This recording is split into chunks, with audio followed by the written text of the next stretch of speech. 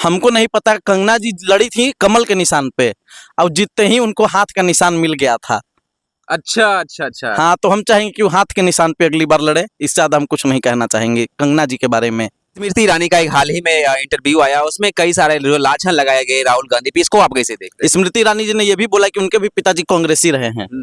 तो ईरानी जी के पिताजी जब कांग्रेसी रहे हैं तो स्मृति ईरानी भाजपाई कैसे ही सवाल पूछता है भारत, और तमाम गोदी मीडिया और भाजपाइयों पे थूकता है भारत। सवाल है ही सारा, सवाल का जवाब देना होगा। स्मृति ईरानी जी बड़ी बड़ी बातें करती हैं। सास भी कभी बहू थी, उनका एक सीरियल आता था। स्मृति जी सिलेंडर भी कभी सस्ता हुआ करता था, लेकिन अब सिलेंडर का दाम क्या है आपको जवाब देना चाहिए। स्मृति जिस पे कुछ नहीं बोलेंगी। नहीं, स्मृति ईरानी एक साल तक इंतजार करती रही कि हमें कोई पद मिलेगा, कोई प्रतिष्ठा मिलेगा। एक साल तक उन्हें काम नहीं मिला, ऐसा लोगों का कहना है। तो वो फिर से जो है सीरियल वाले काम करने लगे, इसको आप कैसे देख रहे हैं? देखिए, स्मृति ईरानी जी को राज्यसभा भेज दे मोदी जी, हम इससे ज्यादा कुछ नहीं कहेंगे। अमेठी से सांसद रही थी बेचारी। हाँ, वो अलग बात है कि अमेठी में काम कुछ नहीं कर पाई, काम के नाम पे जीरो रही, शून्य रही, और उनके काम को देखते हुए जनता ने उनको हटाया से। जिस प्रकार से सदन में राहुल गांधी जी का एग्रेसिव पन आज देखा गया, इसको आप कैसे देखते हैं? आने वाला निकट दिनों में जो है भारत के लोग उन्हें स्वीकार करेंगे? राहुल गांधी जी 2029 में प्रधानमंत्री पद की शपथ लेंगे, शपथ लेंगे, शपथ लेंगे। और राहुल गांधी जी से अच्छा नेता अभी पूरे देश में कोई नहीं है। राहुल गांधी जी एक अच्छे नेता है, जननायक हैं, और राहुल गांधी जी को तमाम देश अपना नेता मानता है। नहीं, इसमें क्या कुछ कहिएगा? जिस प्रकार से सदन में पहले दिन इतना बड़ा हंगामा हुआ, मोदी जी जो है 17 मिनट का जो है भाषण दिए, लेकिन विपक्ष का जो है सवालों का सामना 17 सेकंड नहीं कर पाए, वो भाग गए। इसको आप कैसे देखते हैं? देखिए, सवाल का जवाब देने के लिए आपका पढ़ा लिखा होना जरूरी होता है। मोदी जी पढ़े लिखे आदमी नहीं है, इससे ज्यादा हम नहीं बोलेंगे। आप जानते हैं कि सच्चाई क्या है। नहीं, मोदी जिस प्रकार से आते हैं, टेलीप्रोम्प्टर पे पढ़ते हैं, लोगों का सवाल का तो जवाब देते नहीं, उसका उनके जो मन में होता है बोलते हैं। और अभी कई सारे मुद्दे पे चर्चा होना था, SIR के मुद्दे पे होना था, ये जो पहलगांव के मुद्दा पे होना था, प्लेन क्रैश के मुद्दे पे होना था, वो भाग क्यों जाते हैं? जवाब नहीं देंगे ना। मोदी जी को प्रेस कॉन्फ्रेंस किए हुए कितना दिन हो गया, नहीं कोई बता पाएगा। जब से प्रधानमंत्री बने कितना पीसी किए, नहीं बता पाएंगे मोदी जी खुद, और ना कोई भाजपाई नेता पीसी करता है। तो आप जानते हैं कि सच्चाई क्या है। हम इससे ज्यादा कुछ नहीं बोलेंगे। विपक्ष जो कर रहा था ठीक कर रहा था। नहीं, प्लेन क्रैश वाला जो मैटर में जिस प्रकार से जो है पायलट पे ही थोप दिया गया पूरा इल्जाम, इसको आप कैसे देखते हैं? देखिए, पायलट पे इल्जाम थोपना बिल्कुल गलत है। पायलट से जो हो पाया पायलट ने किया, लेकिन जब से एयर इंडिया टाटा के हाथों गया है, आप देखिए एयर इंडिया में कई सारी तकनीकी खराबियों का सामना करना पड़ा है एयर इंडिया को। ये सब हम लोग जान रहे हैं। कई बार फ्लाइट डिले होना, ये सारी चीजें भी देखने को मिली है। एयरपोर्ट पे सुविधाएं ठीक ना होना, ये सारी चीजें भी हम लोगों ने देखी है।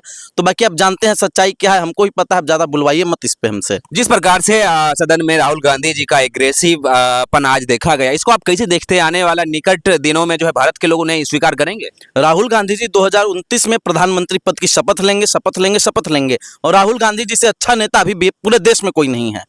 राहुल गांधी जी एक अच्छे नेता है, जननायक हैं, और राहुल गांधी जी को तमाम देश अपना नेता मानता है।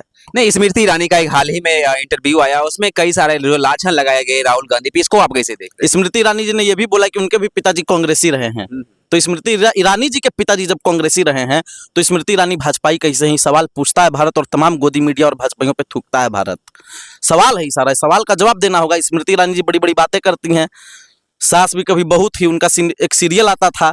स्मृति जी सिलेंडर भी कभी सस्ता हुआ करता था, लेकिन अब सिलेंडर का दाम क्या है आपको जवाब देना चाहिए। स्मृति जिस पे कुछ नहीं बोलेंगी। नहीं, स्मृति ईरानी एक साल तक इंतजार करती रही कि हमें कोई पद मिलेगा, कोई प्रतिष्ठा मिलेगा। एक साल तक उन्हें काम नहीं मिला, ऐसा लोगों का कहना है। तो वो फिर से जो है सीरियल वाले काम करने लगे, इसको आप कैसे देख रहे हैं? देखिए, स्मृति ईरानी जी को राज्यसभा भेज दे मोदी जी, हम इससे ज्यादा कुछ नहीं कहेंगे। अमेठी से सांसद रही थी बेचारी। हाँ, वो अलग बात है कि अमेठी में काम कुछ नहीं कर पाई, काम के नाम पे जीरो रही, शून्य रही, और उनके काम को देखते हुए जनता ने उनको हटाया। नहीं, उस पर एक भी आरोप आता है कि सीनियर नेता थी सोनिया गांधी को जिस प्रकार से सदन में तू करके बात किया जा रहा है। देखिए, ये भाजपाइयों की स्थिति रही है। भाजपाई होते ही बदतमीज हैं। सीनियर नेताओं से बदतमीजी करना उनका पुराना आदत रहा है, पुराना होदा रहा है उनका। चाहे वो कांग्रेस का कोई नेता हो, उससे भाजपा वाले बदतमीजी करते हैं, राजद के नेताओं से बदतमीजी करते हैं, सपा के नेताओं से बदतमीजी करते हैं, और ये भाजपा बदतमीजों की पार्टी है। कंगना रनौत को जो है नाली का प्रॉब्लम, छत और ये सड़क का प्रॉब्लम से दिक्कत होता है।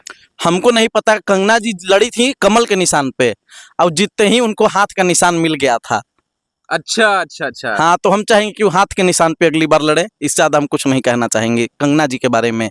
अमित शाह जो है लगातार सदन में अभी बैठ रहे हैं और कुछ आउटपुट नहीं निकल पाया, उनके जो है वक्तृत्व से कुछ निकल नहीं पाया। और लास्ट जो है, सॉरी, वहाँ सांसद के लिए तो नहीं कहेंगे कि मानसून सत्र लास्ट है, इसको आप कैसे देख रहे हैं? देखिए, अमित शाह जी कुछ नहीं बोल रहे हैं अभी। अमित शाह जी को काम पे ध्यान देना चाहिए, काम कुछ नहीं कर पाए वो।